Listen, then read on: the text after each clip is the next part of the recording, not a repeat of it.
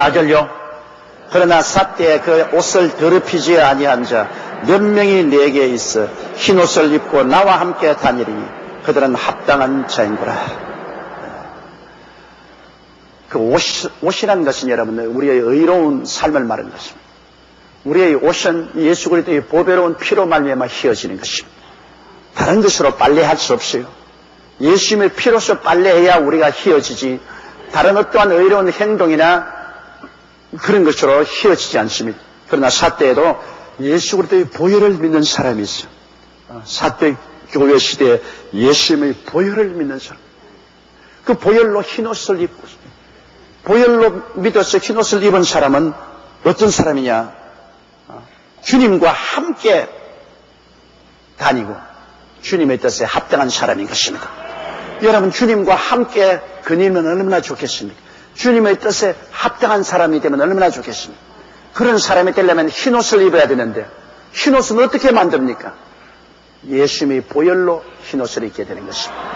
그렇기 때문에 그리스도의 피를 믿는다는 것은 너무나 중요합니다. 예수 그리스도의 이름과 그 보혈을 의지해서 우리는 모든 세상을 이기고 주님과 함께 동행할 수가 있게 되는 것입니다. 그것은 삿대 시대에 마르틴 루테르와 그의 가르침을 받아서 이제는 끊임없는 제사를 통해서 의롭게 되는 것이 아니라 예수 그리스도의 피를 믿음으로 의롭게 함을 얻는다는 이 진리를 받은 소수의 사람들이 있었습니다.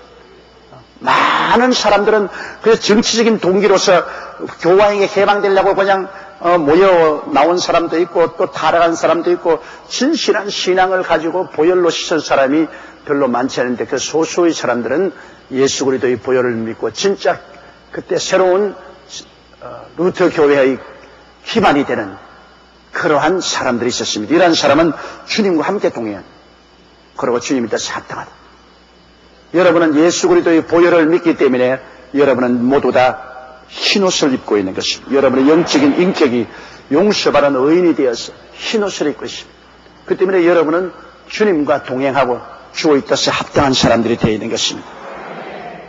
5절요. 이기는 자는 이와 같이 흰옷을 입을 것이요 내가 그 이름을 생명책에 반드시 흐리지 아니하고 그 이름을 내 아버지 앞과 그 천사들 앞에 시인하리라. 이기는 자는 뭡니까? 이기는 자는 것은 그 당시에 끊임없는 버가모, 두아디라, 제사드리는 의식과 형식의 그 종교를 이기고, 그리고 무시무시한 핍박을 이기고, 신앙을 굳세게 잡는, 예수 그리스도의 보혈을 믿고 구원받는 그 신앙을 굳게 잡는 이 사람은 이기는 자인 것입니다. 신앙은 싸움입니다. 언제나 여러분 신앙은 우리 신앙을 죽이려고 하는 마귀와 그 세대와 싸워야 됩니다. 타협하지 않고 굳세게 서서 믿음으로 이기는 자는 흰옷을 입는다. 믿음으로 말미암아 의인이 되는 그 흰옷을 입고 그 이름을 생명책에 반드시 흐리지 아니하고 기록한다. 하늘나라 생명책에 기록하는 것은 하늘나라의 호적에 등록이 되는 것을 말합니다, 여러분. 우리가 태어나고 난 다음 호적에 우리 이름을 올리지 않아요. 그러면 가족이 되지 않아요. 여러분, 예수 그리스도를 믿어 보혈로 구원받은 사람은 예수님께서 그 생명책에 여러분을 기록해 놓으시겠어요. 하늘나라 호적에 올랐어요. 생명책에 오른 사람들은 모두 다 하나님의 자녀들이라는 것입니다. 하늘나라 식구가 됐어요. 여러분의 이름이 하늘나라 생명책에 기록한 것으로 기뻐하고 즐거워해야 되는 것입니다. 그리고 우리 주님께서는 여러분의 이름을 아버지 앞과 그 천사들 앞에서 시인하래요. 하나님 아버지 앞과 천사들 앞에서 이는 내 피로 값주고 산 나의 백성입니다. 내 백성입니다. 그러므로 주님은 그 피로 산 백성들을 위해서 보좌 우편에서 기도해 주시고 피로 값준 산 백성들을 성령으로 길러주시는 것입니다. 6절요. 귀 있는 자는 성령의 교회들에게 하시는 말씀을 들을지. 그러므로 귀가 띄인 사람은 성령께서 교회에 이렇게 권면한 말씀을 들어야 합니다. 이것이 바로 사대교회 우리가 기원으로 말하면 1517년부터 1750년까지의 그 시대에, 바로 종교개혁의 시대에 일어난 일들을 주님께서 사대 교회, 소아시아의 사대 교회를 통해서 예언적으로 비유해서 말씀해 주신 것입니다. 사대 교회라는 것은 피난 온 교회, those escaping, 피난 나온 사람들, 그때를 말하는 것입니다. 그러므로 우리는 이 사대 교회의 교훈을 우리 마음속에 깊이 간직하고, 우리도 주님께서 주신 말씀을 기억하고 그 뒤에 물러가지 말아야 될 것입니다. 그 다음에는 이제 3장 7절로 13절에 있는 빌라델비아 교회, 주 1750년 이후 1905년까지의 교회입니다. 그때는 이제 빌라델비아 교회인데, 빌라델비아 교회라는 것은 브라달리 라브라고 형제의 사랑이라는 말입니다. 빌라델비아, 형제의 사랑. 이제는 그때로부터 형제를 사랑한다, 이웃을 사랑해서 복음을 온 이웃의 만민에게 전가하는 시대, 그때가 빌라델비아 교회 시대입니다.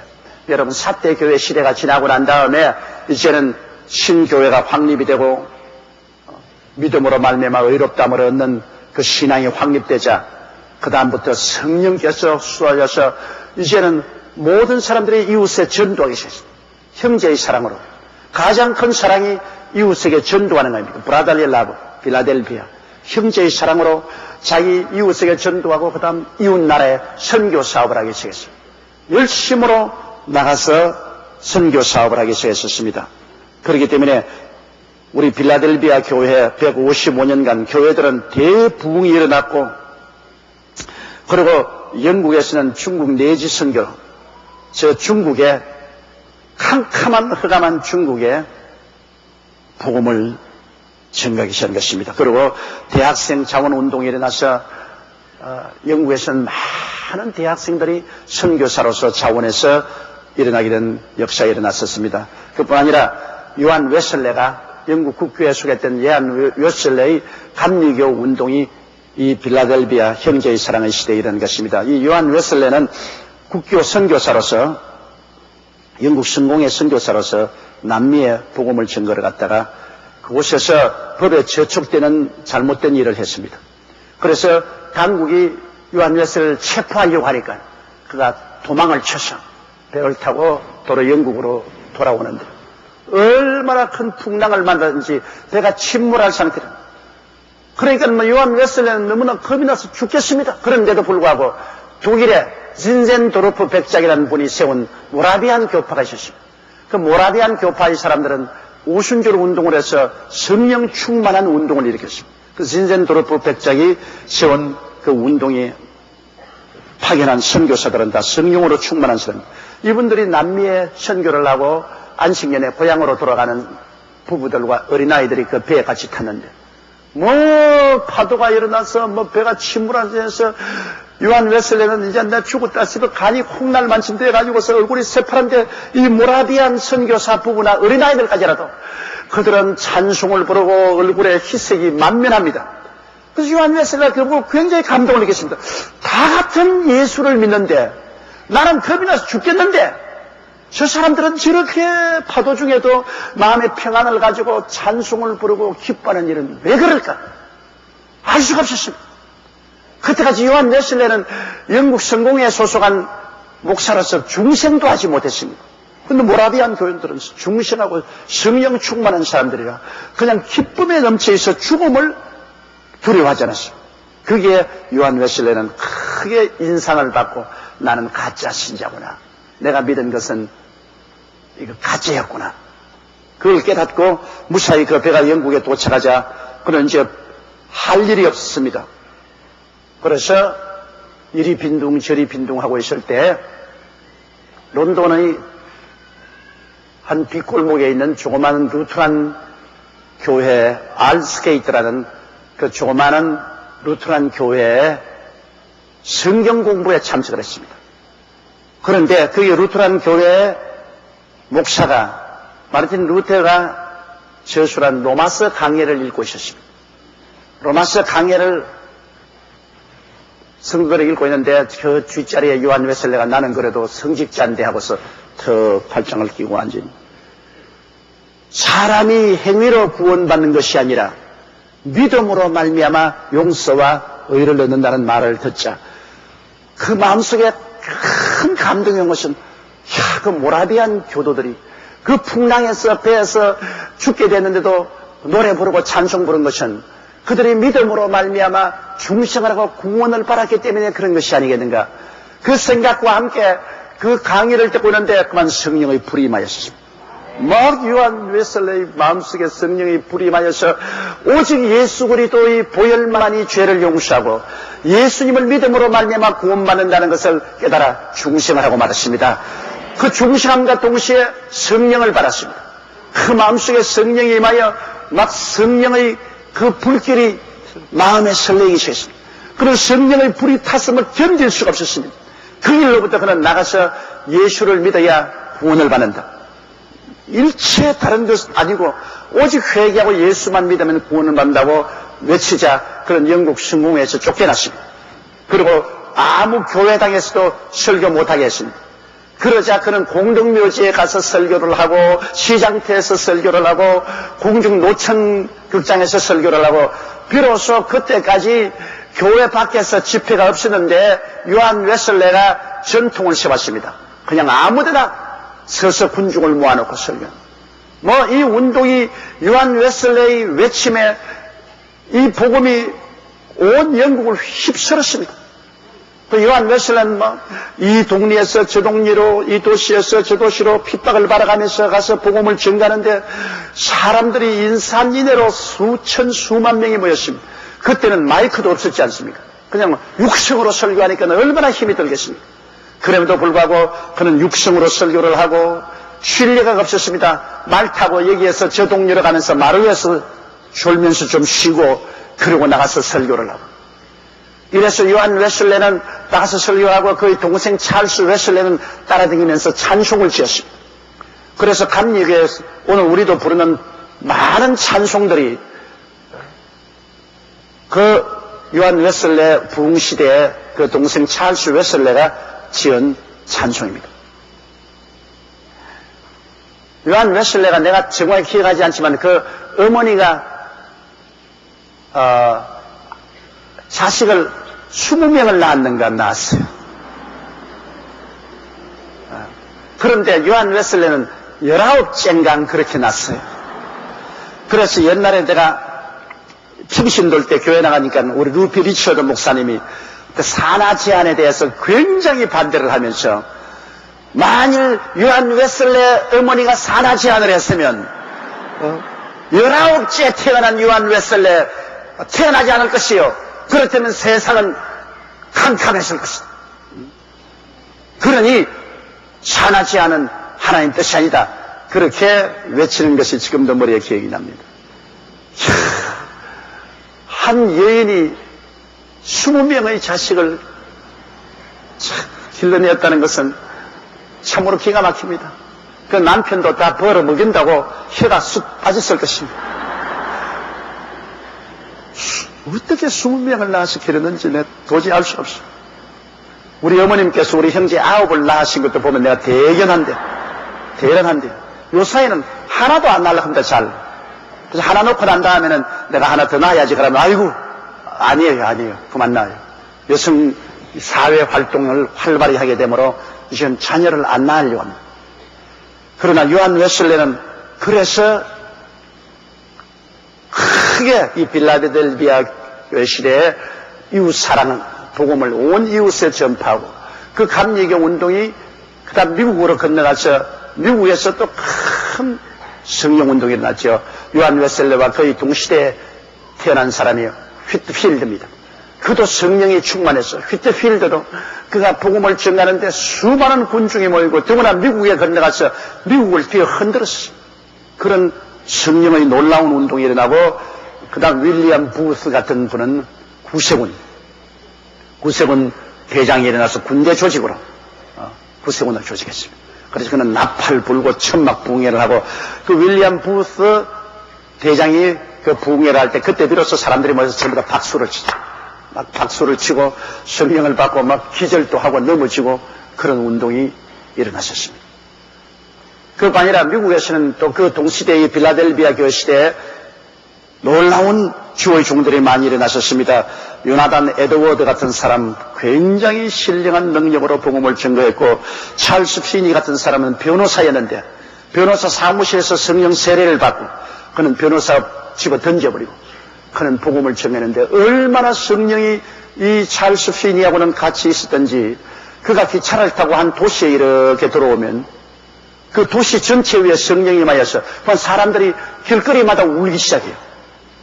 그가 기차를 타고 들어오는데 벌써 그 도시에 성령이 임하셨어요. 나는 그 이야기만 읽으면은 마음의 열등의식과 좌절감이 빡 들어차요. 나는 외치고 부러지고 뛰고 꿀려도 안 우는데 그분은 기차 타고 그만 돌아와. 한 번은 큰 방직 공장에, 필라델피아의 방직 공장에 견학을 갔습니다. 그가 목사는 말 안 했어요. 그냥 방직 공장에 열심히 여자 종업원들이 그 실타래를 말고 일하고 있는데 그 사이를 쭉 지나갔는데, 요한 웨슬리가 지나가는 곳마다 모두 다 일하다가 말고 통곡을 하고 울기 시작하는 겁니다. 성령의 역사에서 그냥 죄책이 일어나가지고서 막 울기 시작해요. 그러니까 뭐 공장이 뭐 안 돼, 뭐 전부 다 우니까 공장을 총스톱하고 그날 공장에서 부흥회를 열었다는 것입니다. 그런 정도로 하나님의 성령의 역사가 찰스 피니의 생애를 통해서 놀랍게 나타났습니다. 이런 운동이 일어나고, 그리고 미국의 D.L. 무디 목사님 같은 사람, D.L. 무디 목사님 같은 사람은 초등학교밖에 못 나왔어요. 그러나 그는 하나님의 성령 받기를 사모해서 성령 달라고 기도하다가 뉴욕의 길거리를 걸어가는데 그 복잡한 사람들이 많은 곳에서 갑자기 성령이 임하거든요. 그러면 견딜 수가 없어서 이웃에 있는 집으로 뛰어들어갔습니다. 미안하지만 방 좀 빌려달라고. 그 방에 들어가서 막 기도하는데 막 성령 세례 받아가 막 나 지금 견디지 못하겠네. 하나님 그만해요, 그만해. 나 죽어요, 나 죽어요. 그만해요, 그만해.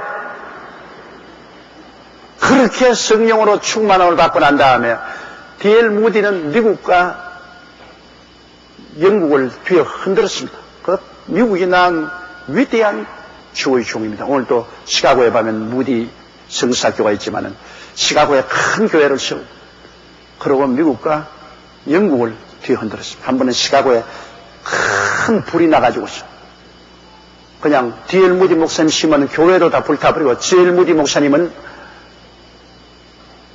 내복바람으로 오랜 성경 하나만 들고서 튀어나왔어요. 그러니까 신문 기자들이 모두 다 뛰어와서 이제 비웃습니다. D.L. 무디 목사님, 당신 하나님이 살아계시면 왜 하나님의 집인 교회가 불로 타버리고 말았습니까? 그러니까 D.L. 무디 목사님 말이, 당신들 모르는 소리 하지 마시오. 우리 교회가 낡았고 교회당이 불편하니까 하나님이 새 집 지으라고 그냥 불러서 싹 태워버린 거예요. 그러므로 지금 있는 교회보다도 굉장히 좋은 집을 지을 것입니다. 그러니까 기자들이, 당신 돈을 어디에 그렇게 많이 감춰 놓았어? 어디에서 그런 새 집을 지을 거요? 그러니까 그 낡은 성경을 들춰보면서, 이게 내 돈이요. 이 속에 새로운 성경을 지을 수 있는 돈이 여기 포함되어 있어. 그 다음날 신문에 보니까 D.L. 무디 목사가 돈을 많이 감추어 놓았다가 새 교회를 짓는다고 말한다. 신문은 언제나 그렇게 비우는 겁니다. 그러나 D.L. 무디 목사는 분명히 말하기를 성경 속에 그 돈이 다 들어있으니까 성경을 믿는 믿음을 가지고 더 새로운 교회를 지을 것이다. 그래서 D.L. 무디 목사는 그 시카고의 시를 다시 정비할 동안에 그는 영국으로 건너갔습니다. 영국에서 대부흥이 일어났고, 영국에 있는 성도들이 헌금을 충분히 주어서 그 헌금을 가지고서 시카고에 와서 전에보다 더 좋은 교회를 짓게 되었던 것입니다. 이러한 부흥의 역사가 이 영국과 미국 사이에 거대하게 일어난 것입니다. 그래서 그 결과로 형제 사랑으로 이제 온 천하 만국에 선교사를 보내게 된 것입니다. 여러분이 잘 아시는 윌리엄 캐리 같은 위대한 선교사는 인도로 갔고, 아프리카는 모파트나 데이비드 리빙스톤 같은 분이 아프리카로 갔고, 중국은 데이비드 힐 같은 사람이 중국으로 건너갔었습니다. 이래서 온 천하 만국으로 선교사들이 왔고, 우리 한국에도 장로교 감리교 선교사가 인천항에 상륙해서 한국의 복음을 들고 온 것입니다. 장로교회는 안더우드, 감리교는 아펜셀라 선교사가 거의 동시에 한국으로 건너와서 한국의 복음을 전가하여 오늘 한국의 형제 사랑으로, 미국에서 우리의 형제 사랑으로 복음을 전가해서 오늘 한국 교회가 이렇게 부흥 발전한 것입니다. 이것이 빌라델비아 교회 시대인 것입니다. 주 1750년부터 1905년까지 형제 사랑의 교회. 1905년도에 6년도에 우리 한국 평양 장대째 교회에서 큰 부흥이 나지 않습니까? 그때 길선주 목사 같은 사람, 김익도 목사 같은 최걸런 목사 같은 사람, 위대한 한국의 지도자들이 생겨났고 그 결과로 우리 한국의 복음이 이렇게 전파된 것입니다. 이러므로 여러분, 하나님의 교회의 부흥과 발전은 성령님이 시작해야만 되는 것입니다. 성령이 사람을 택해서 요한 웨슬레나 휘트필드나 찰스 피나 무디나 베나단 에드워드나 뭐 이런 사람들을 하나님이 택해가지고서 기름 부으셔서 온 천하에 복음을 전하도록 그렇게 만들어 주신 것입니다. 이러므로 우리 여의도 순복음교회도 하나님이 택해서 세우신 교회인 것입니다. 이게 사람으로 세워진 교회가 아닙니다. 여러분, 저는 주일날마다 생각해요. 주일날 제가 2부, 3부, 4부 예배를 인도합니다. 물론 일부는 우리 고석한 목사님이 인도, 그 외에도 다 우리 부목사들이 인도하지만은 제가 앉았을 때는 생각합니다. 구름대까지 모여오는 성도들을 바라보고 이것이 어떻게 사람의 힘으로 될 수가 있는가. 요사이 경품금 나누어준다 해도 그렇게 안 올 겁니다, 여러분. 그런데도 예배 시간마다 이렇게 구름대같이 성도들이 우리 본교회와 지성전에 다가온, 그건 왜냐? 성령이 역사하기 때문에 그런 것입니다. 성령으로 말미암지 않고는 이런 일이 일어나지 못합니다. 내가 가장 친한 친구인 김장한 목사님이 나하고 사이가 좋지만 언제나 교회에 대해서는 좀 삐딱하게 말을 해요. 어제로 제가 김장한 목사님 이 대전 극동방송국 창설 10주년 기념회에 설교를 하고 밤중에 다시 서울로 돌아왔습니다만, 그러니까 많은 사람들 앞에서 한 말이, 조 목사 설교는, 라디오 설교는 잘해도 다른 설교는 될 수 없다 그랬습니다. 라디오 설교를 내가 하는 것도 조용기고 주일날 설교하는 것도 조용기인데 왜 꼭 그렇게 꼬집어서 말을 하노 말이야. 방송 설교는 굉장히 잘해도 일반 설교는 될 수 없다. 그리고 오늘 아침에도 전화를 딱 해서 하는 말이, 어제 와서 아주 초신자를 위한 부흥사 설교를 해줘서 고마워. 이랍니다. 그냥 설교해주면 고맙다지 왜 초신자를 위한 그 말을 왜 붙이노? 꼭 사람을 저렇게 헬킨다고. 그러나 이렇게 말했던 저렇게 말했던 지각하는 사람들이 모여와요. 그게 우리 김장한 목사님이 하신 말씀이 불가사의하다는 겁니다. 자기는 아무리 봐도 조 목사님 목회 사람들이 모여오지 않을 것 같은데 왜 모여오는, 어제도 그래요. 한 자기 제자가 여의도 순복음교회를 연구하러 가서 아무리 연구를 해봐도 교인이 많이 모일 것 같지 않아서, 그래서 조 목사님 액센트 때문에 많이 모이는다 싶어서 조 목사 설교 경상도 액센트를 배웠답니다. 그래가 꼭 나처럼 경상도 사투리 액센트로 설교를 하는데 그래도 사람은 안 모인다는 겁니다. 왜 모이는지 모르겠다. 그건 나는 간단해요. 왜 모이느냐?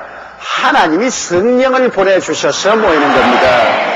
그 김 목사님 하신 말씀대로 내가 뭐 설교를 잘해서 모이는 것도 아니고, 내가 한마디는 김 목사 보고 말하지.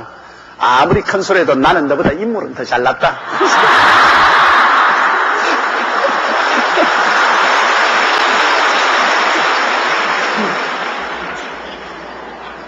그러나 불가사의로 생각하면서 이런데 그 말이 사실은 맞을 거예요. 왜 교인들이 모이는가 이해할 수가 없다. 그것은 성령이 역사여서 성도들을 끌어당기기 때문입니다. 성령이 역사. 그 이외에는 설명할 수가 없어요. 빌라델비아 교회의 마지막 시대에는 하나님이 여러 가지 모양으로 주의 종들을 택해서 성령을 부어주심으로 그 성령을 받아서 하나님의 사업을 하도록 한 것입니다. 하나님은 우리 김장한 목사님 같은 분 택해서 기름 부어서 라디오 방송을 해요. 극동방송을 통해서 얼마나 많은 사람에게 복음을 전하고 있지 않습니까? 여러분 극동방송 들으신 분 한번 손 들어봐 주십시오. 다 듣고 있고. 그래서 이모로저모로 우리 교회도 극동방송을 위해서 도움을 많이 베풀고 있습니다. 헌금을 많이 하고 있어요. 이와 같이 우리가 할 수 없는 것은 그에게는 기름 부어서 이 방송을 통해서 온 한국 강산의 복음을 전가를. 그래서 감사하고 나는 그 점에 경쟁하려고 생각 안 해요. 또 우리를 통해서는 큰 교회를 세우고 앞으로 내년부터는 내년마다 30개 내지 100개씩 개척교회를 하려고 합니다. 적어도 500개 내서 5,000 교회를 세우려고 합니다. 그것은 하나님은 우리를 통해서 교회를 세우는 일로 그렇게 역사하는 것이니 괜히 우리 보고 자꾸 샘내도 소용없어요. 그건 하나님이 그렇게 하려고 작정하시기 때문에 하나님이 원하시면 그렇게 하시는 것입니다.